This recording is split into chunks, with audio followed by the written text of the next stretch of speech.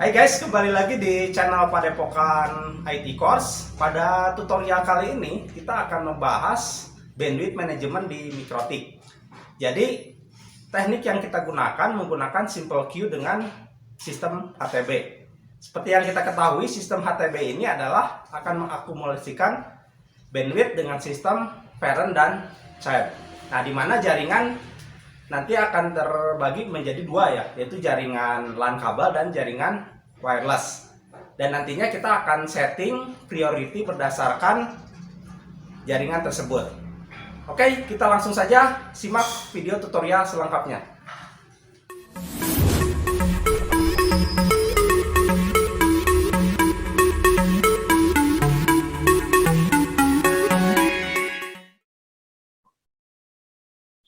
Baik, pada tutorial Mikrotik kali ini kita akan bahas bandwidth management dengan simple queue ya.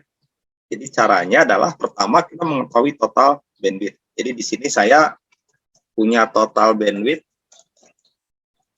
adalah 20 MB.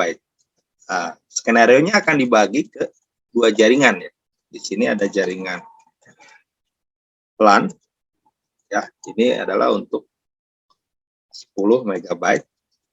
Kemudian di jaringan LAN itu ada beberapa PC lagi ya. Jadi misalnya ini ada PC 1 ya. Kemudian di sini nanti ada PC 2 ya. Nah, masing-masing PC ini nanti akan dikasih bandwidth sesuai dengan kebutuhan seperti itu. Kemudian nanti di atasnya lagi nanti di sini ada jaringan Wi-Fi. Nah, untuk jaringan Wi-Fi nanti dikasih bandwidthnya sama 10 MB. Jadi total bandwidth 20 MB ini dibagi ke dua jaringan. Oke, langkahnya seperti apa? Kita langsung masuk ke Mikrotiknya seperti ini ya. Dan kita pilih di sini adalah queue.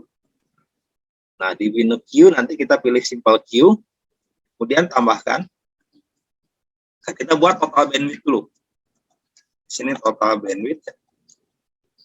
Target address diisi dengan IP 000/0 ya. Jadi asumsinya antara jaringan LAN dan jaringan Wi-Fi nanti berbeda network. Jadi ini kita isi seperti ini aja. Kemudian max limit kita isi dengan total bandwidth ya. Jadi untuk uploadnya, target downloadnya kita isi 20 MB. Nah, pengisiannya nanti menggunakan M ya. Jadi M ini megabyte per second. Jadi sebenarnya bisa kita pilih di sini, tapi kalau tidak ada satuannya kita bisa ketik manual. Oke, seperti ini. Kemudian nanti di target uploadnya saya isi 5 MB ini dari ya, ketentuan di SP ya. Jadi seperti ini. Nah, ini total bandwidth. Oke, langkah selanjutnya kita buat untuk side-nya. Jadi ini parent utamanya ya. Side-nya tambahkan ini untuk jaringan LAN dulu ya. Oke, ini target address-nya diisi dengan network-nya. Jadi contoh misalnya network address-nya adalah 192.168.20.0/24. Ini network-nya ya. Nah, target download-nya diisi dengan total bandwidth-nya. Dan ini juga sama diisi dengan total bandwidth seperti ini. Kemudian masuk ke menu advance. Di menu advance nanti kita pilih di sini parent-nya ya. Parent-nya ke total bandwidth. Oke. Jadi pastikan ini parent-nya ke total bandwidth. Lalu itu kita pilih apply. Oke. Ya. Nah, terlihat di sini bahwa jaringan LAN kabel ini berada di bawah total bandwidth. Nah, untuk jaringan Wi-Fi seperti apa? Sama. Caranya ini tinggal copy aja ya. Coba klik copy. Kemudian kita ganti network address-nya. Network address-nya misalnya 200 untuk jaringan Wi-Fi-nya. Jadi ini berbeda network.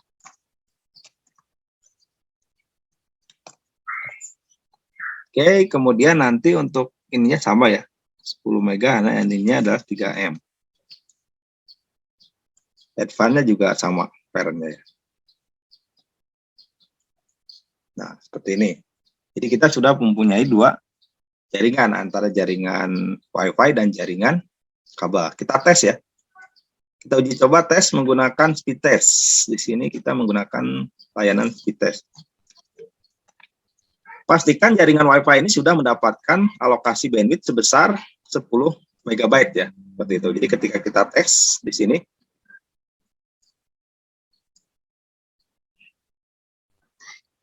di sini. Nah, di sini ya. Oke.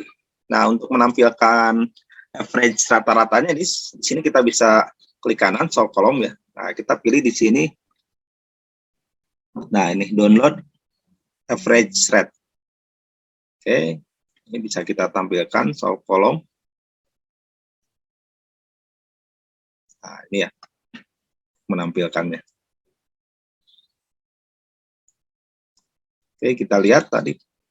Nah, sini downloadnya sudah lihat ya, mendapatkan 7 mega di bawah 10 ya, karena penggunaan jaringan tergantung kondisinya. Oke, kita lanjutkan lagi. Jadi tadi kita sudah skenario sudah membuat jaringan LAN dan WiFi ya. Nah, untuk jaringan PC1, PC2-nya seperti apa? Jadi kalau kita mau menambah lagi, sama caranya. Kita tambahkan di sini, kemudian nanti masuk ke menu PC1. Sini target address diisi dengan IP PC-nya. Jadi misalnya 192.168.20.2 ya. Nah, target downloadnya misalnya kita kasih 2 mega. Untuk uploadnya kita kasih 1 mega. Dan pastikan parent-nya berada di total jaringan LAN kabel seperti ini ya. Jadi bukan lagi di total bandwidth, tapi di bawah LAN kabel. Nah, seperti ini ya. Ini PC1. Kemudian untuk PC2 kita copy lagi. Nah, ini PC2 ya. IP-nya kita rubah. Nah, ini bandwidth-nya kasih 3 mega. Oke, seperti ini. Nah, jadi dengan menerapkan sistem HTB ini kita bisa membuat jaringan WiFi ini dan jaringan kabel berbeda bandwidth-nya ya, seperti itu. Nah, jadi di sini penerapan sistem HTB seperti ini. Nah, kelebihan sistem HTB itu kita bisa membuat priority. Jadi contoh misalnya jaringan LAN kabel prioritinya lebih tinggi dibandingkan jaringan WiFi. Jadi di sini ada menu advance ya, ada menu priority, nanti kita isikan 1. Oke, kemudian untuk jaringan WiFi nanti prioritinya kita isi 2. Nah, maksud priority ini seperti apa? Jadi nanti ketika ada sisa alokasi bandwidth, maka akan diprioritaskan ke yang nilai prioritinya tertinggi ya. Jadi syarat membuat priority itu harus sistemnya adalah HTB supaya bisa berjalan. Oke, demikian bagaimana tutorial membuat atau setting bandwidth management menggunakan SimpleQ dengan sistem HTB. Semoga bermanfaat tutorialnya. Sekian dan terima kasih.